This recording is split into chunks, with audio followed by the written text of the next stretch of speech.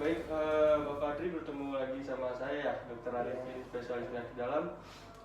Bagaimana Pak, ada keluhan nggak selama berbulan-bulan sebelumnya gitu? Kalau keluhan sih sudah membaik ya, paling cuma kesemutan sih. Oh, ada kesemutan ya? Ada kesemutan. Kesemutannya itu pada saat aktivitas berat atau gimana?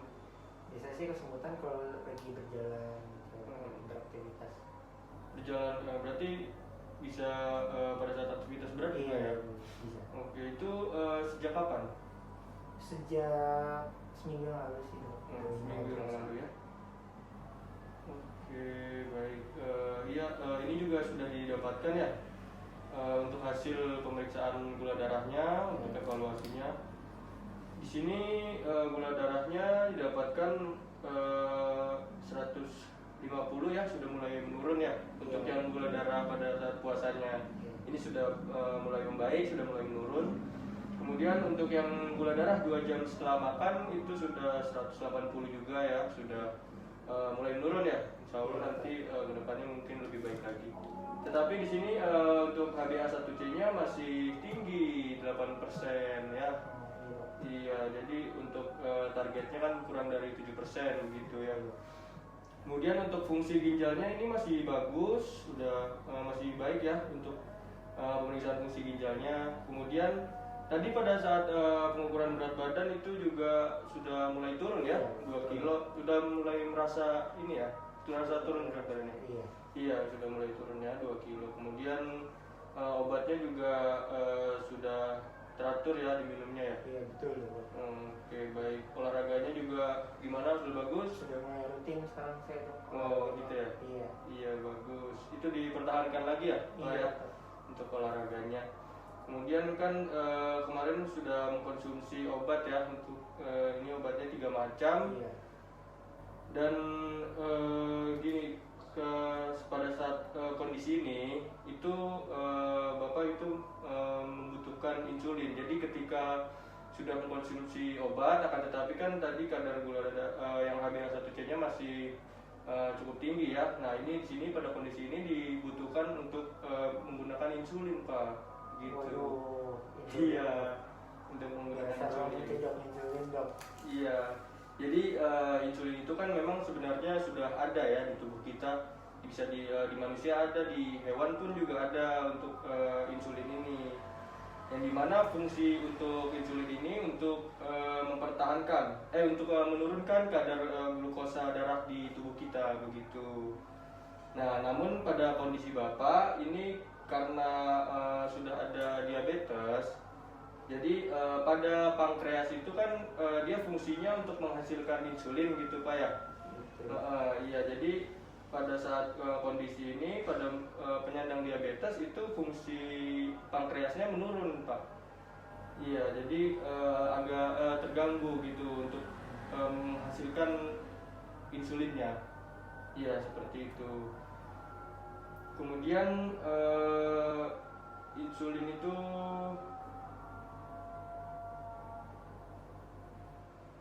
ketika menjadi ini apa namanya, ketika kadar glukosa darahnya di bawah normal itu disebutkan hipoglikemia.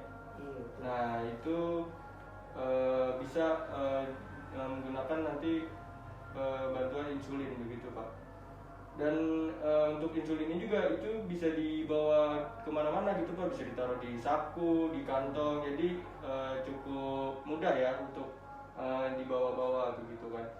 Akan tetapi kalau naruh insulin itu nanti jangan di bawah sinar matahari langsung begitu Pak.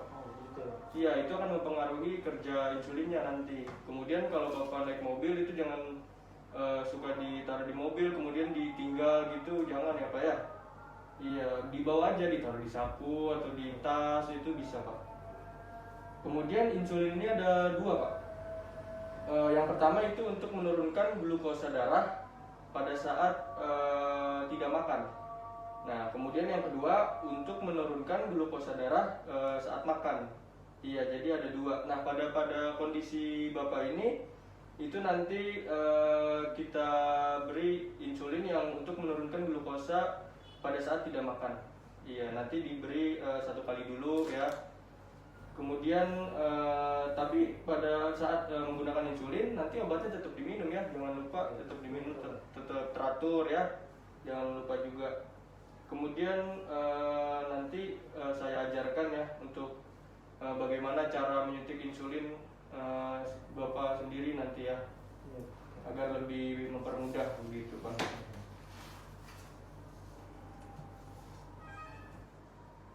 Kemudian insulinnya nih sudah ada ya, ini insulinnya. Jadi bentuknya memang seperti pulpen ya Pak ya. Iya, ini sudah ada di dalam insulinnya. Dan untuk dosisnya nanti ada di sini, tinggal diputar aja, disesuaikan.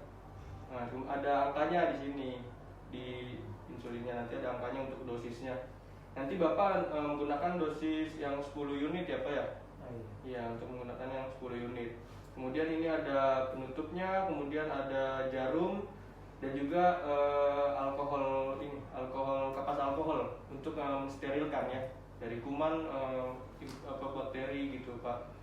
Kemudian untuk area penyuntikannya bisa di perut, kemudian di paha, bisa di lengan gitu Pak, bisa. Kemudian untuk yang di perut itu 2 jari dari pusar.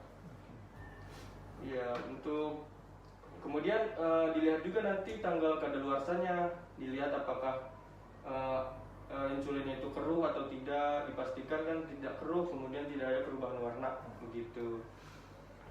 Kemudian untuk caranya dibuka dulu jarumnya,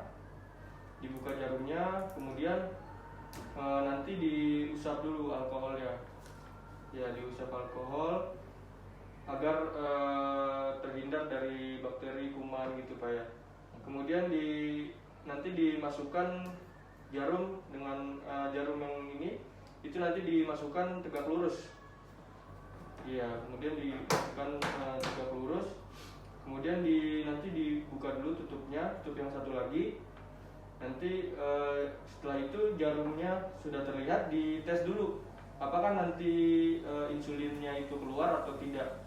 Karena kan untuk jarum ini kan juga lumayan berbahaya ya Pak. Jadi dites dulu nanti apakah keluar insulinnya atau tidak. Kemudian setelah itu diubah dosisnya ke 10 unit. Karena kan Bapak ingin menggunakan yang 10 unit. Nah, nanti ini angkanya ini aja diputar ke angka 10 begitu.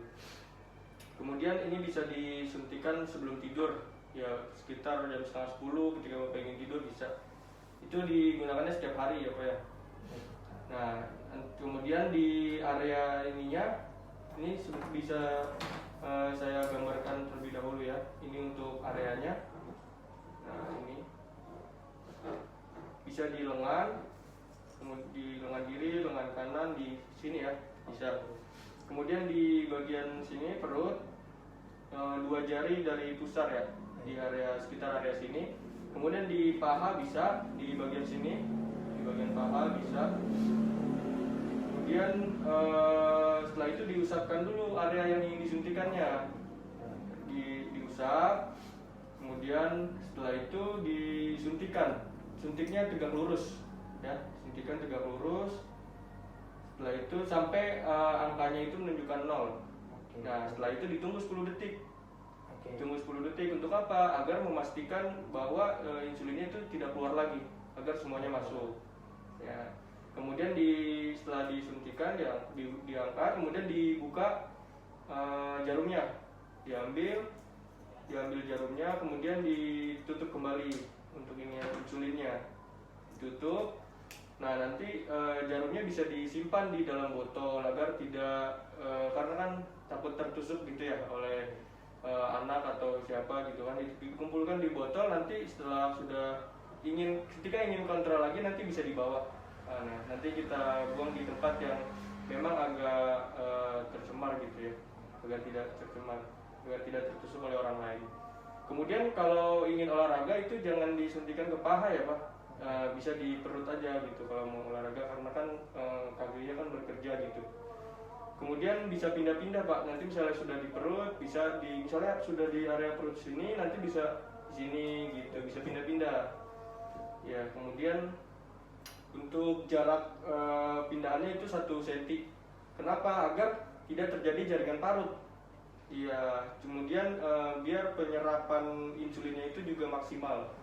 Iya, agar lebih baik. Kemudian mau ingin mencoba untuk ininya penyuntikannya agar bisa lebih dimengerti lagi. Ya, coba bisa dicoba aja, silakan. Ini Dibuka dulu. oh iya, diputar dulu ya dokter. Iya. Dibuka dulu jarum, terus kemudian dipasang jarumnya. Setelah dibuka jarumnya diusap dulu dengan alkohol. Oh iya. Iya, jarumnya diusap. Iya, jarumnya. Nah, kemudian dipasangkan jarumnya. Nah, jarumnya sudah masuk, terus di tes dulu, Pak. Apakah insulin sudah keluar atau belum? Ya, apabila sudah, nanti diputar aja untuk dosisnya. Iya, betul, ke 10 unit. Setelah itu langsung Nanti areanya diusapkan dulu, Diusap. areanya ya. baru ditusukkan dokter. Setelah setelah diusap nanti ditusukkannya tegak lurus. Ini hanya percobaan aja ya. Iya. Ya, nanti ditusukkan tegak lurus, ya seperti itu sampai angkanya 0. Iya. Terus ditunggu berapa detik? 10 detik. Iya, betul, ditunggu 10 detik. Kemudian ketika sudah, nanti dibuka jarumnya. Bisa dibuka jarumnya. Nah, nanti ya dibuka. Nanti ditutup lagi itu untuk insulin. Nah, nanti jarumnya dikumpulkan di mana? Di botol. Iya, betul. Nanti pada saat kontrol Di bawah. iya, betul. Ya, seperti itu. Nanti untuk sudah mulai mengerti ya? Ada yang ingin ditanyakan? Cukup ya? Cukup jelas. Ya, mudah-mudahan insya Allah bisa nanti untuk dilakukan nanti malam, mulai dari nanti malam ya. Baik dok.